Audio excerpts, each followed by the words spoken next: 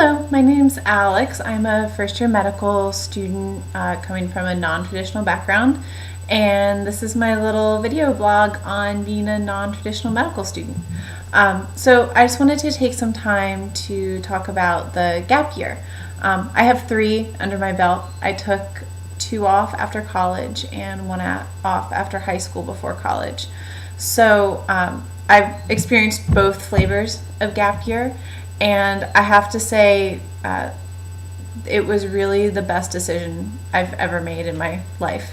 So I'm going to go ahead and talk about the time off between college and medical school first, since I would think most people looking at this, that's really what you're interested in. And then I'll just talk about the time off between high school and college also, in case there's any high school students interested in medicine that happen upon this. So the gap year. People have lots of reasons for taking time off. It could be that you just want time off. It could be that you don't have time to do your application. It could be money. It could be, some great opportunity comes up. There's a number of reasons why people take time off. For me, it was a combination. The first was that I'd already taken a year off, and I knew what it did for me. And I knew that I needed at least a year to just focus and to sort of, after college and being a little burnt out after college, to just reset everything so I could go into medical school fresh and not on the tail of a college burnout. So that's number one. If you're in college and you're getting to the end and you're just done and you can barely force yourself to study and you're just exhausted all the time, it doesn't get any better in medical school. And you're really only hurting yourself to go into medical school tired already.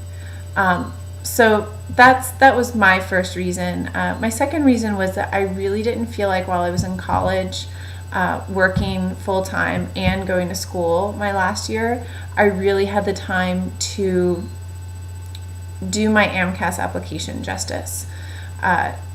Something that a lot of people will tell you, and I'll talk about later, one of the most important things with the medical school application is getting it in as early as you possibly can. And I knew that if I turned in an application at the end of my junior year, first of all, I wouldn't even have taken 2 classes, so that was a big one. But even the reason I took off 2 years was that turning the application in at the end of my 4th year, it wouldn't have been as good as I wanted it to be. I didn't have time to study for the MCAT the way I wanted to. I didn't have time to really sit down and write a very good personal statement. And those things are very important. And you don't want to rush your AMCAS application. You don't want to throw something together at the last minute. You want to sit down and write a really solid personal statement, write really solid explanations of your extracurricular activities, and have an MCAT score where when you get it back, you're able to say, you know what, I did everything I could to get this score. Because anything less, if you don't get in, you're going to be really upset. You also really don't want to have to apply to medical school twice. It's a huge pain in the butt.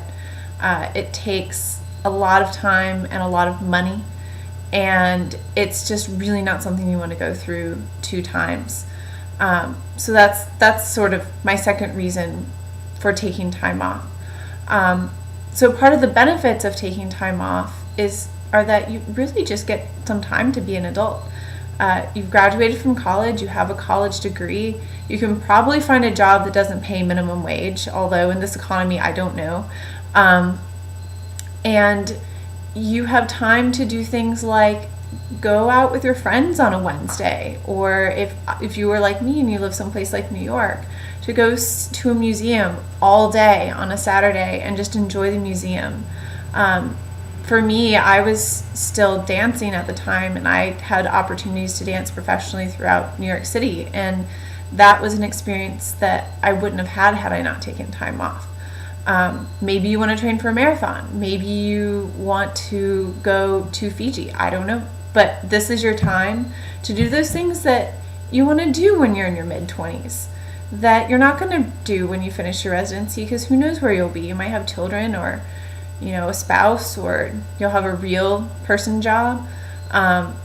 And your 20s are your time to enjoy being young. So taking that time for a year to do that while working is great. It also, when you get to med school, you appreciate not having to go to work every day at a job that you might not necessarily like. So that's another thing. And of course, working allows you to save money.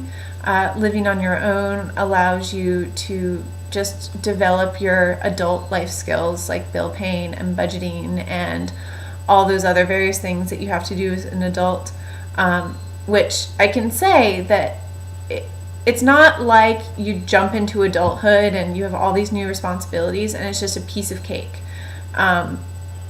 Especially living on a budget, it's difficult. And if you are planning on going to medical school and doing what most people that I know are doing, which is living completely off of loans, you have to keep a really tight budget. And it's very stressful when you get to the end of a month and you only have $50 for 1 week to feed yourself and pay for gas, or in my case it was pay for my Metro card.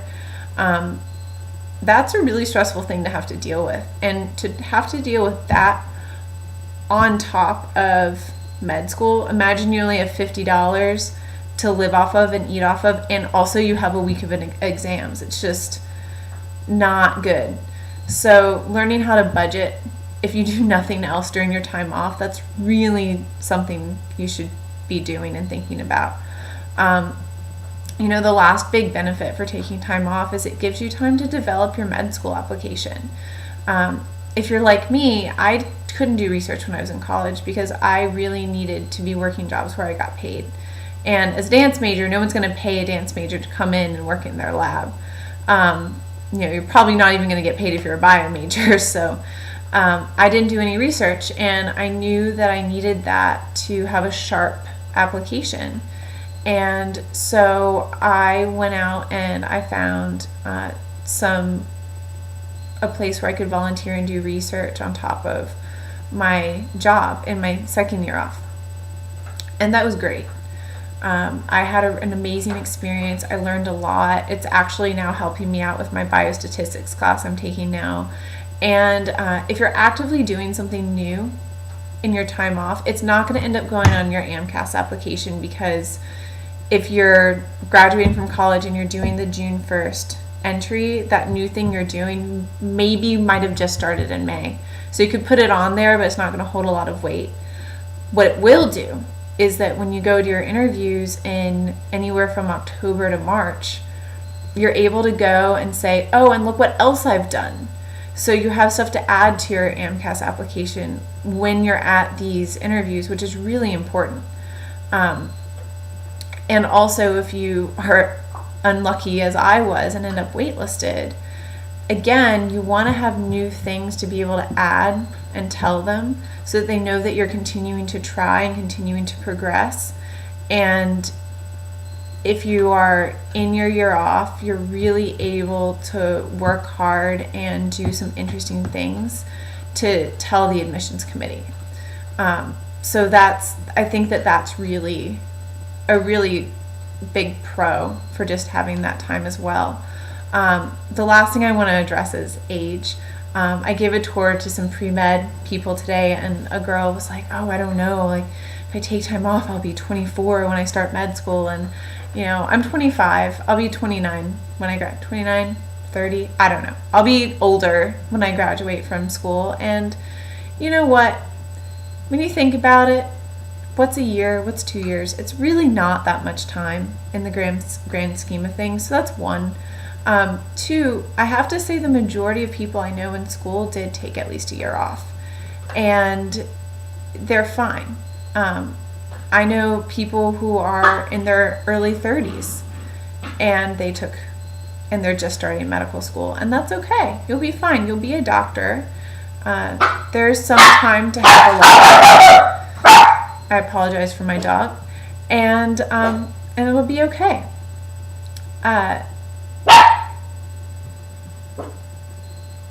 Just gonna wait for her to stop barking. Okay. So the last thing I want to talk about is time off between high school and college. I did that as well. And for me, it wasn't oh, I don't know what to do, or I'm a big mess and my parents want me to like go to rehab, or any, number of other things. It was, I'm coming off of this pre-professional ballet thing. I thought I was going to be dancing, and I got injured, and I, was working back from an injury.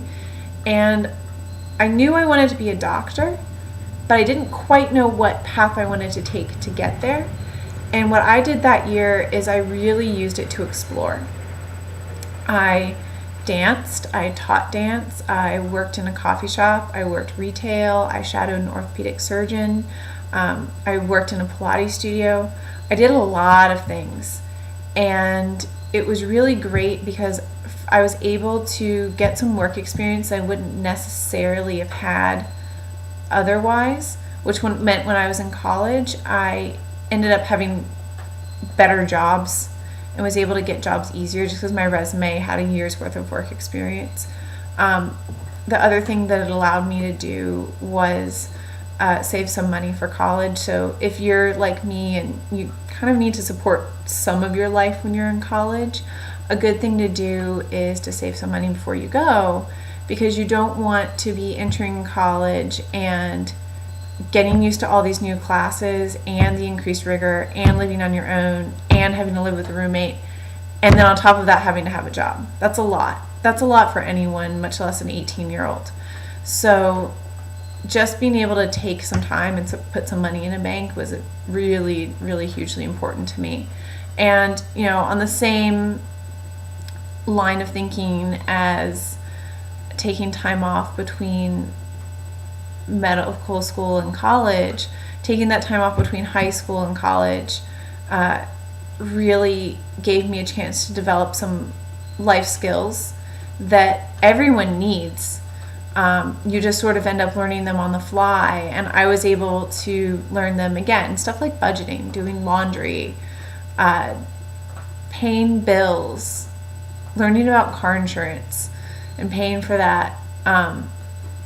All of that stuff I did outside the pressure cooker of college, which I think allowed me to succeed in terms of my grades when I got there. So it's just something to think about. Taking time off is not for everyone. I would definitely say that if you are thinking to yourself, oh man, I really want to take a year off, I don't know. If you're on the fence, just do it. Nothing bad is going to come of you taking time off especially between college and med school. If anything, your admissions committee is going to view you as someone who's really thought this decision through thoroughly and isn't just on this track through high school, college, med school. So